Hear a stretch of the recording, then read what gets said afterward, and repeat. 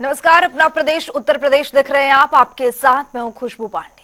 मुख्यमंत्री योगी आदित्यनाथ ने reserve police lines में पुलिस स्मृति दिवस पर आयोजित कार्यक्रम में शामिल हुए।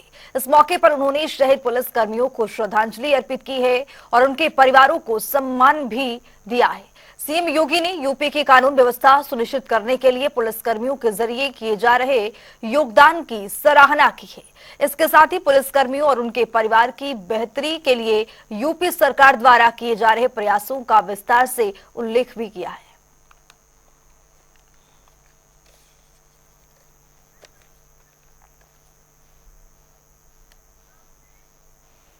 इसी बीच एक बड़ी जानकारी मिल रही है, उससे आपको रूबरू कराएंगे। अलीगढ़ से ये जानकारी मिल रही है। अलीगढ़ दौरे पर उपराष्ट्रपति जगदीप धनखड़ हैं, दीक्षांत समारोह में शामिल होंगे। बताते चले आपको कि RMPSSU का प्रथम दीक्षांत समारोह है। इस वक्त की बड़ी जानकारी से आपको रूबरू करा रहे हैं। अलीगढ़ के दौरे पर है उपराष्ट्रपति जगदीप धनखड़। आज अलीगढ़ आएंगे, दीक्षांत समारोह में शामिल होंगे।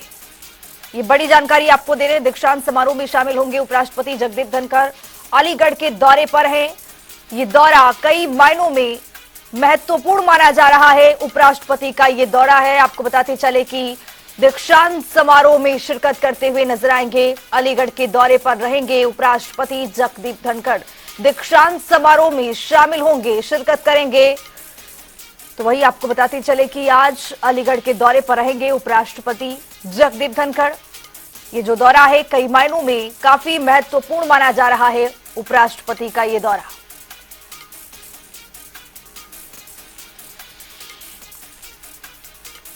तो उपराष्ट्रपति जगदीप धनखड़ का ये दौरा बेहद महत्वपूर्ण है। दीक्षांत समारोह में शामिल होंगे उपराष्ट्रपति जगदीप धनखड़।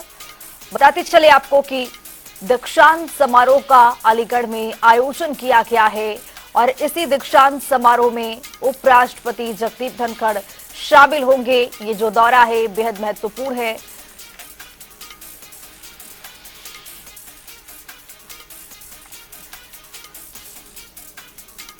लखनऊ से एक और बड़ी जानकारी मिल रही है, उससे भी आपको रूबरू कराएंगे। बड़ी जानकारी, यूपी चुनाव से जुड़ी बड़ी खबर। दलित प्रत्याशियों को मौका दे सकती है बीजेपी।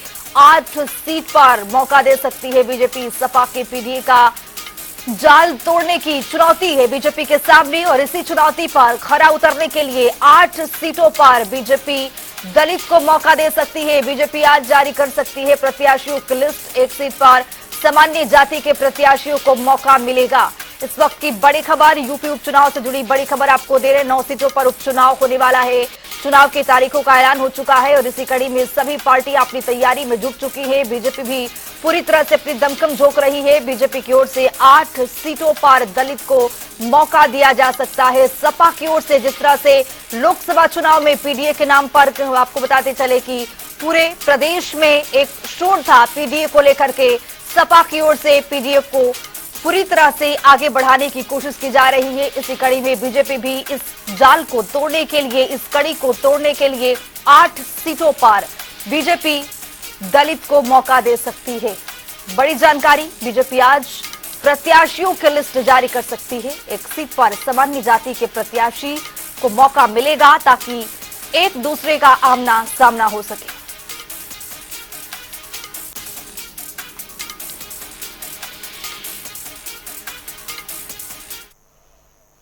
एक और बड़ी जानकारी मिल रही है, उसे भी आपको रूबरू कराएंगे। बड़ी जानकारी, मध्य प्रदेश उपचुनाव से जुड़ी ये बड़ी खबर आपको दे रहे हैं। समाजवादी पार्टी ने प्रत्याशी घोषित कर दिया है। बुधनी से अर्जुन आर्य को उम्मीदवार बनाया है।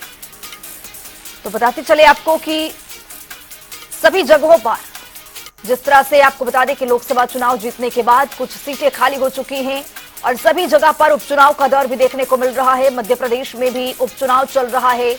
सपा ने 1 सीट पर उम्मीदवार उतार दिया है। बुधनी से आपको बताते चले कि अर्जुन आर्य को उम्मीदवार बनाया है समाजवादी पार्टी ने। तो समाजवादी पार्टी ने प्रत्याशी का ऐलान कर दिया है। बुधनी से आपको बताते चले कि अर्जुन आर्य को अपना उम्मीदवार बनाया है।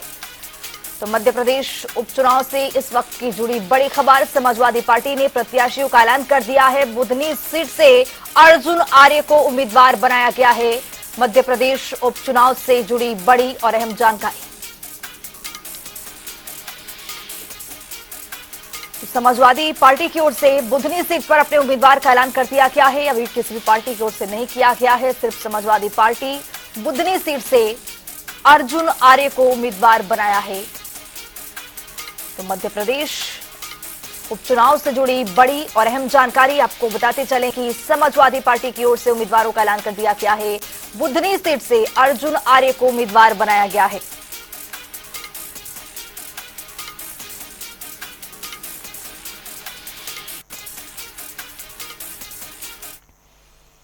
मैनपुरी से एक बड़ी जानकारी मिल रही है, उससे भी आपको रूबरू कराएंगे। बड़ी जानकारी मैनपुरी के करहल सीट पर उपचुनाव से जुड़ी ये बड़ी खबर। तेज प्रताप सिंह यादव सपा प्रत्याशी आज अपना नामांकन दाखिल कर सकते हैं। सपा प्रत्याशी आज 11 बजे अपना नामांकन दाखिल कर सकते हैं। अखिलेश यादव भी मौजूद रहेंगे। रामगोपाल शिवपाल यादव भी नामांकन के दौरान मौजूद रहेंगे। डिंपल यादव भी शिरकत कर सकती हैं। इस वक्त की बड़ी और अहम जानकारी से आपको रूबरू करा रहे हैं। बड़ी जानकारी, मैनपुरी की करहल जो सीट है वो अखिलेश यादव जब लोकसभा में जीत कर गए तभी से ये खाली है सीट। उपचुनाव होना है। तेज प्रताप सिंह यादव को यहां से प्रत्याशी ने अपना कैंडिडेट बनाया है। सपा प्रत्याशी आज 11 बजे अपना नामांकन दाखिल करेंगे। नामांकन दाखिल करने के दौरान अखिलेश यादव, डिंपल यादव, रामगोपाल शिवपाल यादव भी मौके पर मौजूद रहेंगे। पूरी तैयारी, सारी जनता जाना चाहती है तो हम तो ज्यादा बड़े पैमाने भीड़ के लिए मना करते हैं, लेकिन फिर भी बहुत जबरदस्त तरीके से लोग जाएंगे और तेज प्रताप को भारी बहुमत से जिताने का काम करेंगे आने वाले दिनों में जब वोट होगा। तो अन्य सीटों के लिए सर क्या तैयारी है? जो 9 और सीटें हर जगह तैयारी, एक सीट के लिए एक क्षेत्र, एक जिला ही पर्याप्त होता है। हमारा तो पूरा उत्तर प्रदेश खाली है। एक और बड़ी जानकारी मिल्कीपुर से मिल रही है, उससे भी आपको रूबरू कराएंगे। मिल्कीपुर विधानसभा सीट से जुड़ी ये बड़ी खबर। मिल्कीपुर सीट पर हाईकोर्ट आज सुनवाई करेगा। आज होगी पूरे मामले की सुनवाई। बाबा गोरखनाथ पूर्व बीजेपी विधायक ने फाइल की थी याचिका। इस याचिका पर आज सुनवाई होनी है। याचिका वापस करने को लेकर आज फैसला आएगा।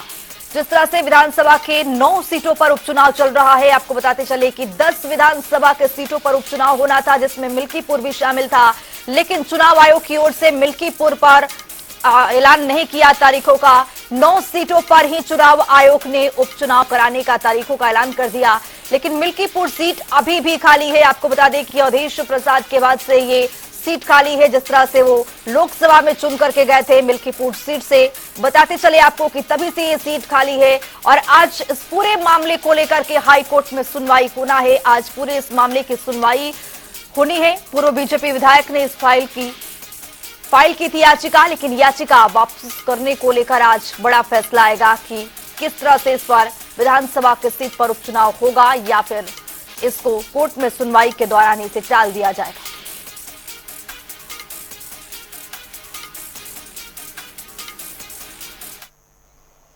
बुलेटिन में आगे बढ़ेंगे। भगवान श्री राम की नगरी अयोध्या में दीपोत्सव की तैयारियां जोरों पर है। अयोध्या वासियों के लिए दिवाली बेहद खास होने वाली है, क्योंकि इस बार रामलला के मंदिर में विराजमान होने के बाद पहली बार ये दीपोत्सव मनाया जाएगा। इस पूरे रिपोर्ट के जरिए देखिए। 25 लाख दियों को प्रज्वलित करने का लक्ष्य है। हम घाटों पर 28 लाख दियों की तैयारी कम से कम करेंगे। भगवान श्री राम की नगरी अयोध्या में दीपोत्सव की तैयारियां जोरों पर हैं। अयोध्या वासियों के लिए ये दिवाली बेहद खास होने वाली है, क्योंकि इस बार रामलला के मंदिर में विराजमान होने के बाद पहली बार ये दीपोत्सव मनाया जाएगा। ऐसे में इस बार होने वाले दीपोत्सव की खास बात यह है कि इस बार दीपोत्सव में हजारों लोग शामिल हो सकेंगे। उनके लिए राम की पैड़ी में दर्शक दीर्घा का निर्माण हो रहा है। इसका निर्माण दीपोत्सव के पहले पूरा कर लिया जाएगा। वहीं इस बार 55 घाटों पर दीप जलाए जाने की भी तैयारी चल रही है। साथ ही विश्व में ऐसा पहली बार होगा जब 30,000 लोग एक साथ 28 लाख दीप प्रज्वलित करेंगे। अयोध्या नगरी में ये पहला दीपोत्सव होगा। इस वर्ष जो लक्ष्य निर्धारित किया गया है वो 25 लाख दियों को प्रज्वलित करने का लक्ष्य है। अभी तक 55 घाटों का चयन और उनकी मैपिंग की जा चुकी है और वर्तमान में उन घाटों के लिए मार्किंग का कार्य प्रारंभ हो गया है।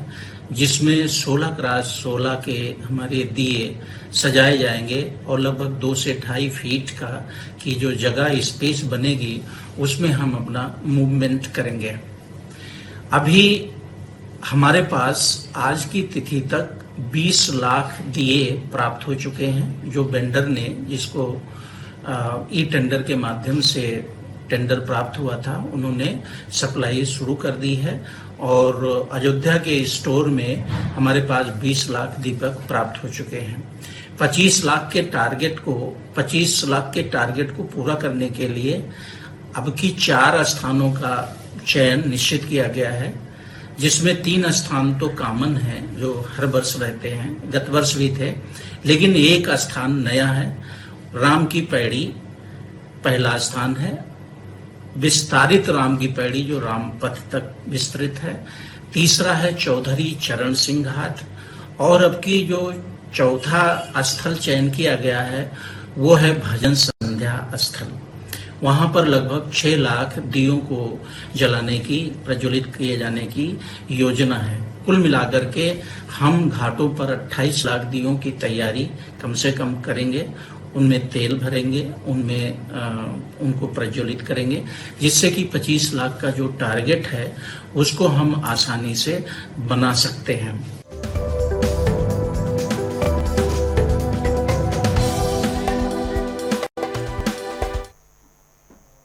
बुलेटिन में आगे बढ़ेंगे। प्रदेश में पराली जलाने को लेकर प्रशासन कई बार किसानों को जागरूकता फैला रही है, लेकिन इसके बावजूद भी लगातार पराली जलाई जा रही है, जिसको लेकर प्रशासन की कार्यशैली पर सवाल उठाए जा रहे हैं। बता दें कि कई बार ग्राम प्रधानों की बैठक भी हुई है, फिर भी यह सिलसिला अभी भी लगातार जारी है। रिपोर्ट देखिए।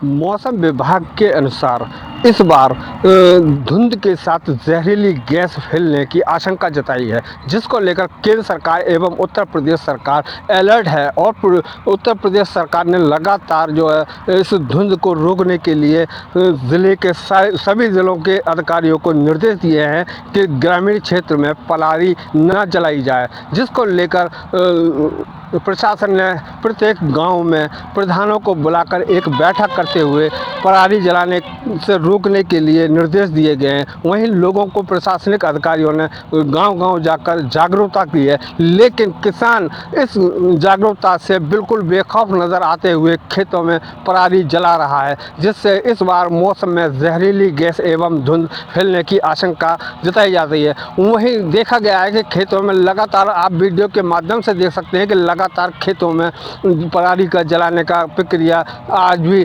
चालू है, जिस ओर प्रशासनिक अधिकारी एवं क्षेत्रीय लेखपाल व पुलिस का कतई ध्यान नहीं है, जिससे आने वाले समय पर जहरीली गैस एवं धुंध जो है अपना असर दिखा सकती है। जनता टीवी के लिए ज़ेड खान की रिपोर्ट। बुलेटिन वक्त है 2 मिनट में 10 बड़ी खबरों का। प्रयागराज में डीसीपी कुलदीप सिंह गुणवत्ता ने की है बड़ी कार्रवाई। तमंचे के साथ 3 बाइक चोर को किया है काबू। बुलंदशहर में सफाई कर्मचारी ने सफाई इंस्पेक्टर को चप्पलों से पीटा है। वेतन वृद्धि और स्थानीय करने की कर रहे थे मांग। बरेली में साइबर ठगों युवती को डिजिटल अरेस्ट कर लोन करार कर 10 लाख रुपए ठगे। युवती ने बरेली के साइबर थाने में दर्ज कराई है एफआईआर। हाथरस में पुलिस की पशु चोरों से हुई मुठभेड़। जवाबी फायरिंग में 2 पशु चोरों को लगी है गोली, 4 को किया गया है काबू। बागपत में प्लास्टिक का दाना बनाने की फैक्ट्री में शॉर्ट सर्किट से लगी आग। फायर फाइटर्स ने पाया है आग पर काबू। कासगंज में अज्ञात वाहनों ने बाइक सवार 3 युवकों को रौंदा। हादसे में एक युवती की हुई मौत, 2 की हालत गंभीर। कन्नौज में पुरानी रंजिश को लेकर मां बेटे को दबंगों ने परिवार के साथ मिलकर पीटा। विवादों में 2 लोग घायल। मारपीट का वीडियो सोशल मीडिया पर जमकर वायरल। मुजफ्फरनगर जमीनी विवाद में भाई ने की भाई की हत्या। पुलिस ने शव को पोस्टमार्टम के लिए भेजा अस्पताल। फिरोजाबाद में शराब के नशे में हुआ 2 पक्षों में खूनी संघर्ष। एक पक्ष गंभीर रूप से घायल, इलाज के लिए अस्पताल में कराया गया भर्ती। और रैया में कोटा डीलर की मनमानी के चलते राशन कार्ड धारकों को कम राशन किया जा रहा वितरण। ग्रामीणों में दिखा है आक्रोश।